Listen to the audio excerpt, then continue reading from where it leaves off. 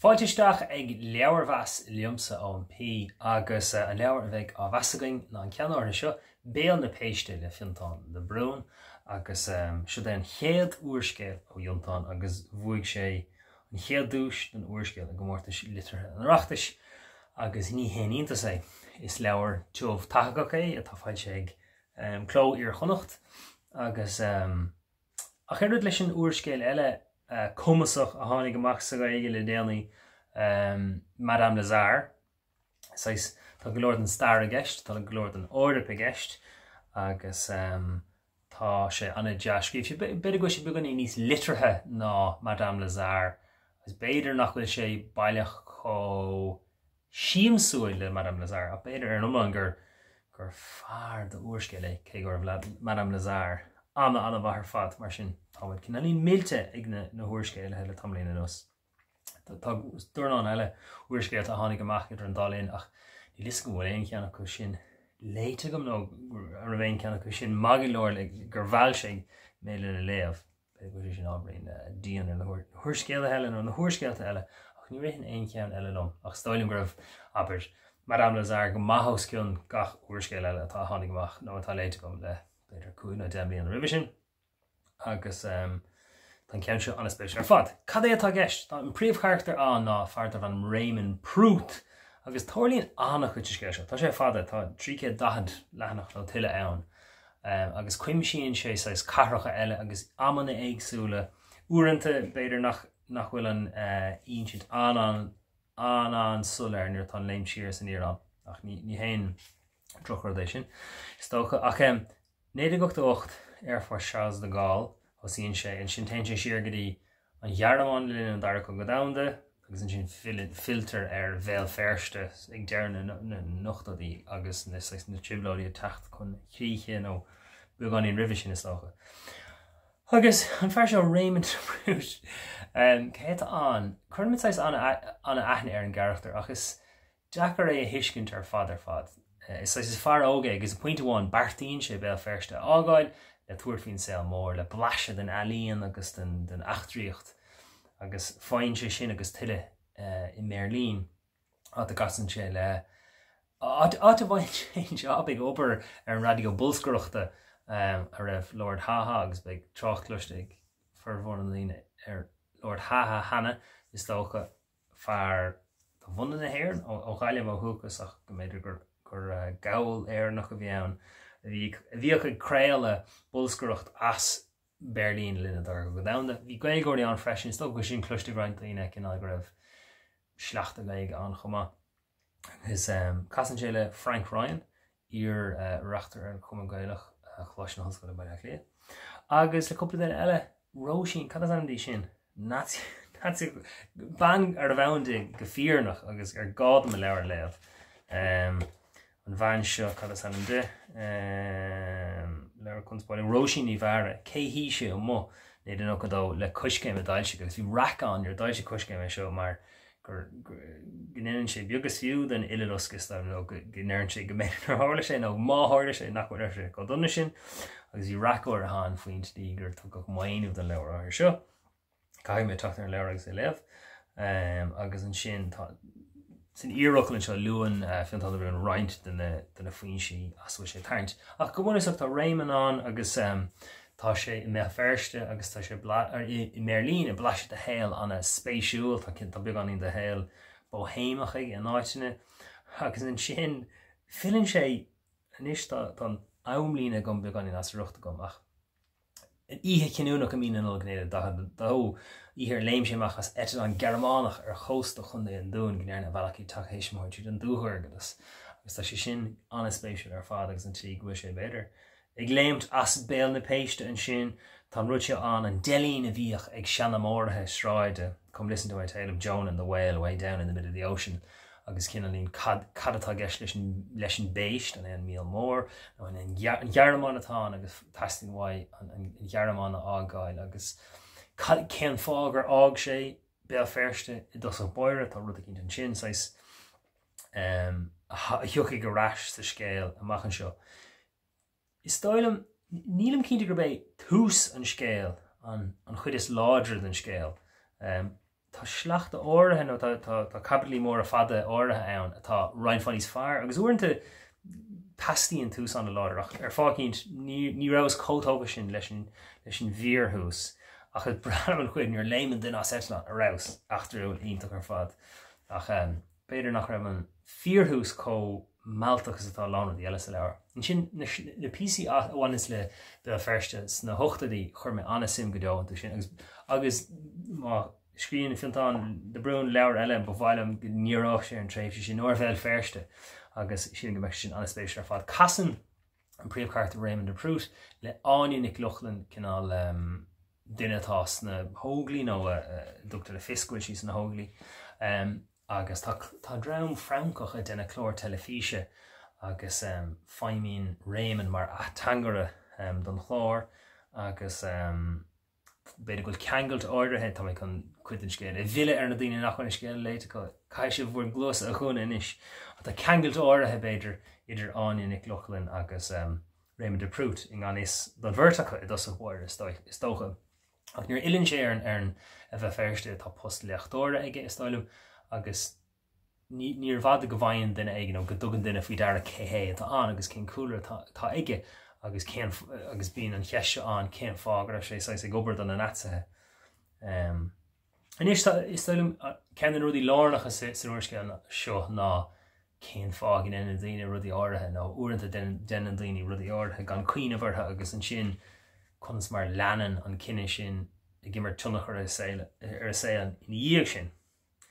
Agus ní is a go bhaimid freigra sáúil ar an gúis nearna sin. Sais tugtar le fis go ditan sé isteach sa fust nó gur trí heisme ar fad sa thosaíonn sé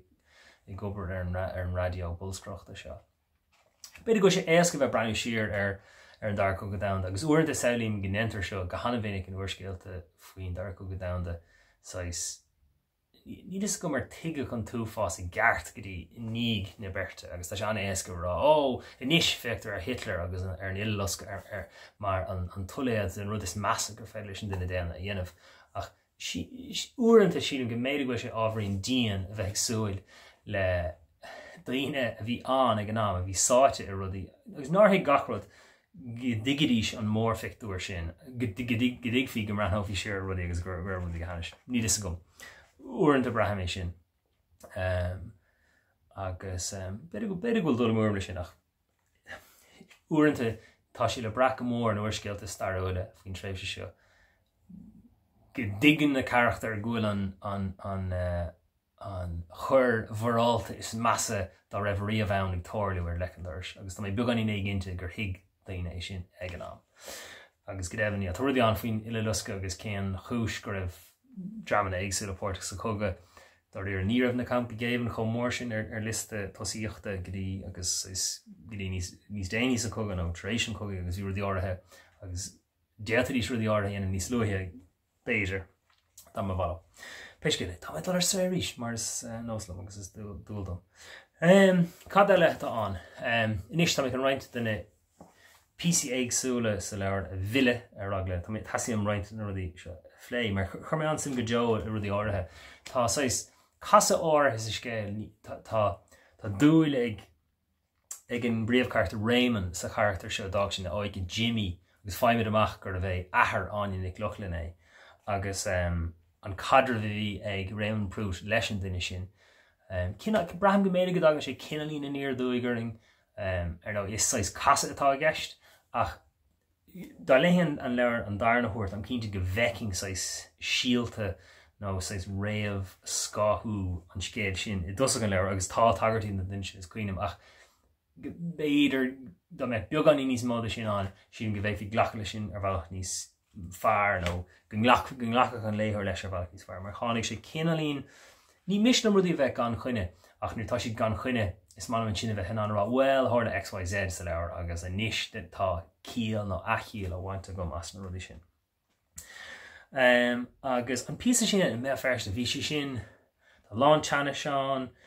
beidir an písa i Merlín ru is má hainlumm ná an chuirsí tá chuirsí ar an saoil sa spríúil agus iad dul ar an drelás ag cóisiirí agus casan sé le ban i léine is dóilm agus tá sé an grála hí sin nó is dóilm go sé an grála hí sin agus an sin níos déanaí tá an ag dugan sesin amach de faoi ná seasamh meallta agus an sin bíon mu an airs faoi hasamh réamhain na dhéag sin tá ban eile aige níos déanaí sa bhranc bhar an íc beidir tanamtar sin agus an sin ag fíor an leabhar agus míigh sé sin scéile ar ghaoine ach mar sé léite goibh ach hastíú hen go mór ar thóg aní na glucailin é chuig an bhranc credim nó chredas an carachtair sin go mbeadh sí có dingmháid agus có láidir sin in éadan na natsathe agus an méad ar hasad ar dó go mbeadh raibh sí chun an príomhcarachtair réim brút a thuairt ar láimh do lucht selige natsathe agus go raibh sí chun é a bharú nó léigen. Agus tá sé ráirán sinna an deire go dugann si peolaí suúin dó agus luútear méid áirithe go méidir go bhhéach duine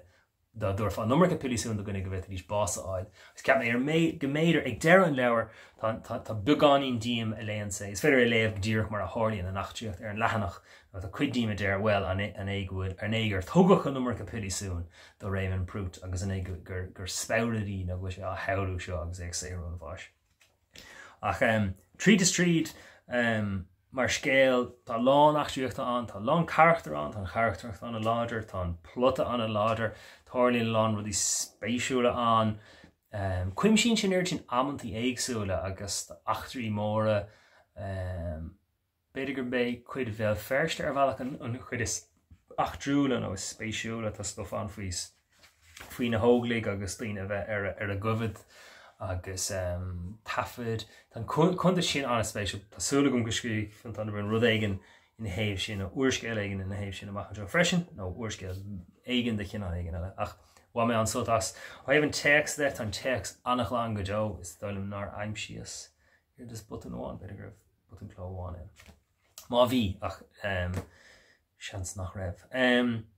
Agus ó héobh na gaige de tá sí spéisiúil is gaig or dúchas ó bheith first é fan de Brún mar hiigem agus ach in dhéag sin tá ní in dhéag sin nó dá bhór sin beidir tá glór giotí beaga sefris a hagans ó stoil bhfuil nasc ar le ach bhfuil ranna first a bhfuil mé first ach tá focail agus sefris glór an. Rud é bháin ó héimna stíle de nach ra me chotócha sin leis ach gur córa sort ar litreacht na go héachta agus glóir den scín is má hanílam sa aber mar sin ócáin agus leid ná béidir gníúsáitir na seanachil an nomad. Deirch duine eile gur bhreá le bhfuil héad a bheitán. Na chu héimh síle de ghlacking le seaca fan géadacha ach uaireanta bhreathas go raibh ar ábharín ummarcach mar uaireanta is I déanamh athris ar chomhrá bhéirle nó Gearmáise atá ar beidir agus an sin tá seanachil an. Braham go méidir nar chóris nar chóir a bheith cho fíal leis na seanachil. Ach an sin tá lán legannacha dasa PC buga sefris nó focail ní teach é tá anna gúlánach tuiscint ach tá focail tríd síos stráwas chunráideach chuiseog bhrachas nóta den focail neamhchotíanta nó ar focail ar chur simúnta agus chuir me nas cocu seo leis chuirdaí iad agus reinine mé bhíad. Tríán duine a bhrú focailóir in arachníos neada cadastó tíor chunal ranna first beidir. Ach ar nómláin leabhar mór tathagach fada Úrscéal shuimiúla a chuim sin na lán ísine agus amanna agus áitina agus tá sé anna bhreáltach agus anna shuimiúla. Déirn go bhfuil mé níos mó as ar an dar léamh má dhéanam sé sin agus is dóilm go minic ar sin úr éigen. So lá mí na chuirde má tá mula goibh de leabhar go bhhailh hí leabhar feas ar a brí mé slán.